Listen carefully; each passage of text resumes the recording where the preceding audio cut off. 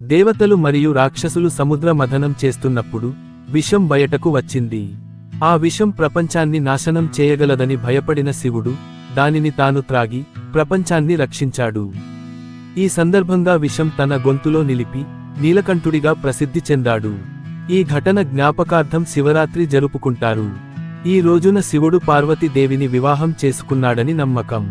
అందువల్ల ఈ రోజును వారి ఐక్యత మరియు ప్రేమకు ప్రతీకగా జరుపుకుంటారు. ఒక వేటగాడు అరణ్యంలో ఒక రాత్రి మొక్కలపై నిద్రపోయేందుకు బిల్వపత్రులు కింద పడుకున్నాడు. అతను తెలియకుండా ఆ పత్రులు శివలింగంపై పడ్డాయి.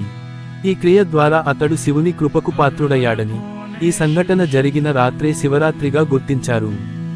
తెలుగు రాష్ట్రాల్లో శివరాత్రిని జాగరతో ప్రత్యేకంగా జరుపుకుంటారు.